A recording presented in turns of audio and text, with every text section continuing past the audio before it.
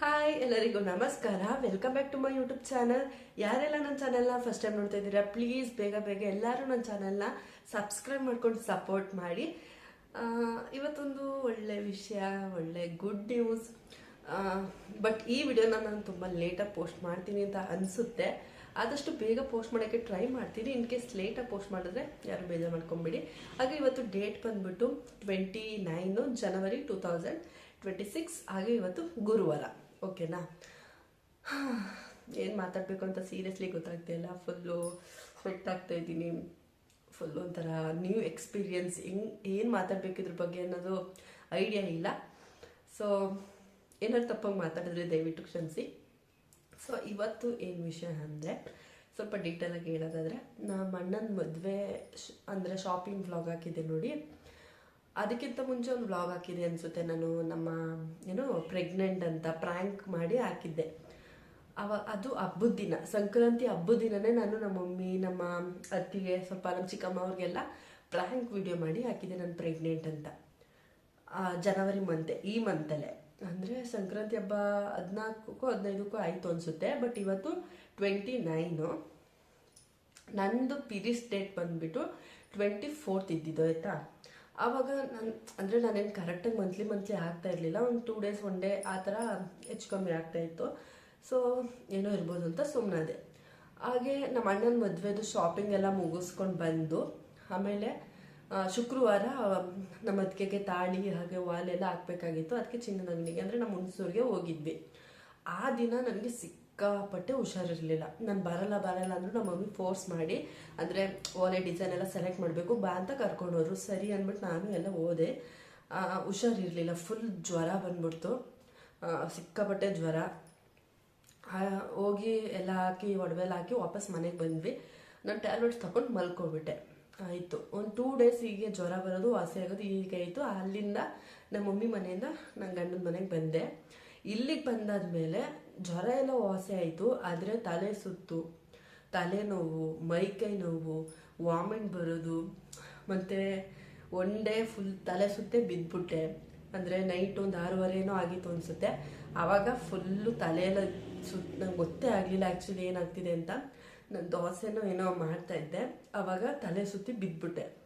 ಆವಾಗ ಇಲ್ಲೇ ಗದ್ಗೆಗೆ ಕರ್ಕೊಂಡು ಹೋದ್ರು. ಗದ್ಗೆ ಕರ್ಕೊಂಡು ಹೋಗ್ಬಿಟ್ಟು ಗ್ಲೂಕೋಸ್ ಎಲ್ಲ ಹಾಕಿಸಿ ಇಂಜೆಕ್ಷನ್ ಎಲ್ಲ ಮಾಡಿಸ್ಕೊಂಡು ಕರ್ಕೊಂಡು ಬಂದರು. ಆವಾಗಲೂ ಏನೋ ಅಂದರೆ ಇನ್ನೂ ಟೈಮ್ ಏನು ಆಗಿರ್ಲಿಲ್ವಲ್ಲ, ಒಂದು ಮಂತ್ ಮೇಲೆ ಒಂದು 15 days ಎಲ್ಲ ಆಗಿದ್ರೆ ಏನೋ ಪ್ರೆಗ್ನೆಂಟ್ ಅಂತ ಚೆಕ್ ಮಾಡ್ಬೋದಾಗಿತ್ತು. ಅವಾಗ ಇನ್ನೂ ಏನೂ ಟೈಮ್ ಆಗಿರಲಿಲ್ಲ. ಸೊ ಏನೋ ಹುಷಾರಿಲ್ಲ ಅಂದ್ಬಿಟ್ಟೆ ಚೆಕ್ ಮಾಡ್ಕೊಂಡು ಬಂದ್ವಿ. ಇನ್ನು ಅಲ್ಲಿಂದ ಇವಾಗವರೆಗೂ ನನಗೆ ಇನ್ನೂ ತಲೆ ಸುತ್ತು, ತಲೆನೋವು ಅನ್ನೋದು ಹೋಗ್ತಾನೆ ಇಲ್ಲ. ಇವಾಗ ವೀಡಿಯೋ ಮಾಡ್ತಿರೋದೇ ತುಂಬ ಕಷ್ಟಪಟ್ಟು ಮಾಡ್ತಾಯಿದ್ದೀನಿ, ನಾನು ಮೆಮೊರಿಯಾಗಿ ಉಳ್ಕೊಬೇಕು ಅಂತ. ಸೊ ಅಲ್ಲಿಂದ ಬಂದ್ವಿ. ಫುಲ್ ತಲೆನೋವು, ತಲೆ ಸುತ್ತು ಆಗ್ತಾನೆ ಇಲ್ಲ. ಒಂದು 3-4 ಕಡೆ ತೋರಿಸ್ದೆ. ಇಲ್ಲಿ ನಮ್ಮ ಕ್ಲಿನಿಕ್ ಇದೆ ದುರ್ಗದಲ್ಲಿ, ಆಯಿತಾ? ಅಲ್ಲೊಂದು ತೋರಿಸ್ದೆ, ಆಮೇಲೆ ಗದ್ದಿಗೆ, ಆಮೇಲೆ ನಮ್ಮ ಧರ್ಮಪುರದಲ್ಲೆಲ್ಲ ತೋರಿಸ್ದೆ.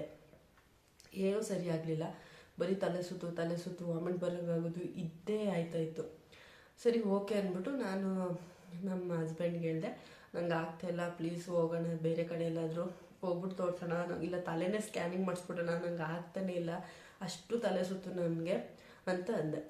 ಸರಿ ಆಯಿತು ಅಂದ್ಬಿಟ್ಟು ಇವತ್ತು 29 ಜನವರಿ ಗುರುವಾರ, ಇವತ್ತು ನಾವು ನಮ್ಮ ಹುಣಸೂರಲ್ಲಿರೋ ಕಾವೇರಿ ಆಸ್ಪತ್ರೆಗೆ ಹೋದ್ವಿ. ಆದರೆ ನಾರ್ಮಲಾಗಿ ನಮ್ಗೆ ಐಡಿಯಾ ಇಲ್ಲ, ಈ ಥರ ಪ್ರೆಗ್ನೆಂಟ್ ಟೆಸ್ಟ್ ಮಾಡಿಸ್ಬೇಕಂತ ನಾವೇನು ಹೋಗಿರಲಿಲ್ಲ. ಜಸ್ಟ್ ನಾರ್ಮಲಾಗಿ ಹುಷಾರಿರಲಿಲ್ವಲ್ಲ ನನಗೆ ಅಂದ್ಬಿಟ್ಟು ಹೋದ್ವಿ. ಅವರು ಒಂದಿಷ್ಟುದ್ದ ಲೀಸ್ಟ್ ಬರೆದ್ರು. ಅಂದರೆ ಟ್ಯಾಬ್ಲೆಟ್ಸ್ ಈ ಥರ ತೊಗೊಳ್ಳಿ, ನಿಮಗೆ ಟೈಮ್ ಟು ಟೈಮ್ ಊಟ ಮಾಡಲಿಲ್ಲ ಅಂದರೆ, ನಿದ್ದೆ ಮಾಡಲಿಲ್ಲ ಅಂದರೆ, ನೀವು ತುಂಬ ಟೆನ್ಷನ್ ಮಾಡಿಕೊಂಡ್ರೆ ತಲೆ ಸುತ್ತೆಲ್ಲ ಬರುತ್ತೆ ಅಂತಂದರು. ಸರಿ ಓಕೆ ಅಂತ ಬರೆದ್ರು, ಒಂದಿಷ್ಟು ಟ್ಯಾಬ್ಲೆಟ್ಸ್ ಎಲ್ಲ ಬರೆದ್ರು. ಆಮೇಲಿಂದ ಕೇಳಿದ್ರು, ಎಷ್ಟು ದಿನ ಆಯಿತು ನೀವು ಡೇಟ್ ಆಗಿ ಹಂಗೆ ಅಂತೆಲ್ಲ ಕೇಳಿದ್ರು. ಆಗ ನಾನು ಇಷ್ಟು ದಿನ ಆಯಿತು ಅಂದೆ. ಒಂದ್ಸಲ ಟೆಸ್ಟ್ ಮಾಡಿಸಿ ಅಂದರು. ಸರಿ ಓಕೆ, ನಾನು ಕೂಡ ಮಾಡಬೇಕು ಅಂತಲೇ ಇದ್ದೆ, ಅಲ್ಲೇ ಮಾಡಿಸೋಣ ಅಂದ್ಬಿಟ್ಟು ಟೆಸ್ಟ್ಗೆ ಮಾಡಿಸಿದ್ರು. ಆಯಿತು, ಟೆಸ್ಟ್ ಎಲ್ಲ ಮಾಡಿ ಒಂದು 20 minutes ವೆಯ್ಟ್ ಮಾಡೋಕ್ಕೆ ಹೇಳಿದ್ರು. ಕೂತ್ಕೊಂಡ್ವಿ. ನಾನು ನನ್ನ ಹಸ್ಬೆಂಡ್ ಹೋಗಿದ್ವಿ ಇವತ್ತು. ಕೂತ್ಕೊಂಡ್ವಿ. ಆವಾಗ ಪಾಸಿಟಿವ್ ಅಂತ ಬಂತು. ನನಗೆ ಏನು ಅವಾಗ ಫುಲ್ ಖುಷಿ ಪಡ್ಬೇಕಾ, ಅಳ್ಬೇಕಾ, ನಗ್ಬೇಕಾ ಏನೂ ಗೊತ್ತಾಗ್ತಿಲ್ಲ. ಬಟ್ ಮುಖದಲ್ಲಿ ಮಾತ್ರ ಸ್ಮೈಲ್ ಇತ್ತು. ನನಗೂ ನಮ್ಮ ಹಸ್ಬೆಂಡ್ಗೂ ಫುಲ್ಲು ಅನ್ಎಕ್ಸ್ಪೆಕ್ಟೆಡ್. ಅಂತ ಫುಲ್ ಶಾಕು ಇಬ್ರಿಗೂ. ಸರಿ ಅಂದ್ಬಿಟ್ಟು ಡಾಕ್ಟರ್ ಹತ್ರ ಹೋದ್ವಿ. ಅವ್ರು ಹೇಳಿದ್ರು ಇಷ್ಟೆಲ್ಲ ನಿಮಗೆ ಪ್ರಾಬ್ಲಮ್ ಆಗ್ತಾ ಇರೋದು ಬಂದು ಈ ರೀಸನ್ಗೋಸ್ಕರನೇ, ಕಂಗ್ರ್ಯಾಚುಲೇಷನ್ಸ್ ಅಂತ ವಿಶ್ ಮಾಡಿ, ನೀವು ಯಾವುದೇ ರೀತಿಯ ಮೇಲೆ ಟ್ಯಾಬ್ಲೆಟ್ಸ್ ಏನು ತೊಗೊಳ್ಬೇಡಿ, ಫುಲ್ ರೆಸ್ಟ್ ಮಾಡಿ ಅಂದ್ಬಿಟ್ಟು ಹೇಳಿದ್ರು. ನೆಕ್ಸ್ಟ್ ಒಂದೊಂದು ಮಂತ್ ಬಿಟ್ಟು ಹೋಗಿ ಸ್ಕ್ಯಾನಿಂಗ್ ಮಾಡಿಸಿ ಅಂತ ಅಂದರು. ಓಕೆ ಸರಿ ಅಂದೆ. ನನಗಾದ್ರೂ ಹೌದಾ ನಿಜವಾನ ಅಂತ ನಂಗೆ ನಂಬಕ್ಕೆ ಆಗ್ತಿರ್ಲಿಲ್ಲ. ಅವಾಗ ಏನು ಮಾಡಿದ್ವಿ, ಮನೆಗೆ ಬಂದ್ಬಿಟ್ಟು ನನಗೆ ನನ್ನ ಹಸ್ಬೆಂಡ್ಗೆ ಹೇಳಿದ್ರೆ ನಂಗೆ ನಂಬಕ್ಕಾಗ್ತಿಲ್ಲ. ನಾನೊಂದ್ಸಲ ನನ್ನ ಕಣ್ಣಾರೆ ಟೆಸ್ಟ್ ಮಾಡಬೇಕು ಅಂದ್ಬಿಟ್ಟು ಬ್ರೆಗಾ ನ್ಯೂಸ್ ತರಿಸ್ದೆ. ಸೊ ಆವಾಗ ಟೆಸ್ಟ್ ಮಾಡಿದೆ, ಫೈನಲಿಗೆ ರಿಸಲ್ಟ್ ಬಂತು. ಅಲ್ಲೂ ಅವರು ಡಾಕ್ಟರೇ ಹೇಳಿದ್ದಾರೆ, ನಾನೇನು ಟೆಸ್ಟ್ ಮಾಡೋದು ಅಂತ ಅನಿಸಿದ್ರು ಕೂಡ ನನಗೆ ಕ್ಯೂರಿಯಾಸಿಟಿ, ಟೆಸ್ಟ್ ಮಾಡಲೇಬೇಕು, ಏನಿದೆ ನಾನು ತಿಳ್ಕೊಳ್ಳೇಬೇಕು ಅನ್ನೋ ಥರ ಕ್ಯೂರಿಯಾಸಿಟಿ. ಫೈನಲಿಗೆ ಟೆಸ್ಟ್ ಮಾಡಿದಾಗ ಪಾಸಿಟಿವ್ ಅಂತ ಬಂತು. ಫುಲ್ ಖುಷಿ.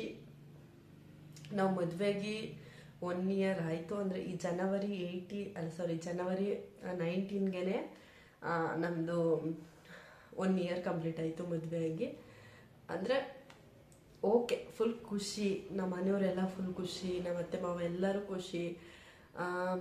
ಅವರು ಮದುವೆಯಾಗಿ 1 ಇಯರ್ ಆದ್ರೂ ಕೇಳ್ತಾಯಿದ್ರು, ಮಗು ಮಾಡ್ಕೊಳ್ಳಿ ಅಂತ. ನಾವು 1 ಇಯರ್ ಗ್ಯಾಪ್ ತಗೊಂಡು ಈಗ ಫೈನಲಿಯಾಗಿ ನಾನು ತಾಯಿ ಆಗ್ತಾಯಿದ್ದೀನಿ. ಫುಲ್ ಖುಷಿ. ಏನು ಮಾತಾಡಬೇಕು ಅಂತ ಗೊತ್ತಿಲ್ಲ, but okay, I am happy. ಇದನ್ನ ನಾನು ನಿಮ್ಮ ಜೊತೆ ಹೇಳಬೇಕು ಅಂದ್ಕೊಂಡಿದ್ದೆ, ಹೇಳಿದಿರಿ. ಓಕೆ, ಈ ವಿಡಿಯೋ ನಿಮ್ಗೆ ಇಷ್ಟ ಆಗಿದ್ರೆ ಪ್ಲೀಸ್ ಬೇಗ ಎಲ್ಲರೂ ಸಬ್ಸ್ಕ್ರೈಬ್ ಮಾಡ್ಕೊಂಡು ಸಪೋರ್ಟ್ ಮಾಡಿ. ಇನ್ನು ನೆಕ್ಸ್ಟು ಬ್ಲಾಗಲ್ಲಿ ಬರುತ್ತಾ ಇರುತ್ತೆ, ಸೊ ಸಪೋರ್ಟ್ ಮಾಡಿ. ಇದನ್ನ ನಾನು ನಮ್ಮ ಅಣ್ಣನ ಮದುವೆ ಆದಮೇಲೆ ಹಾಕ್ಬೋದು, ಇಲ್ಲಾಂದರೆ ಮದುವೆಗಿಂತ ಮುಂಚೆನೇ ಹಾಕ್ಬೋದು, ಬಟ್ ನೀವೆಲ್ಲರೂ ನನಗೆ ಸಪೋರ್ಟ್ ಮಾಡಿ. Thank you so much. Next ವಿಡಿಯೋದಲ್ಲಿ ಸಿಗೋಣ. ಬಾಯ್.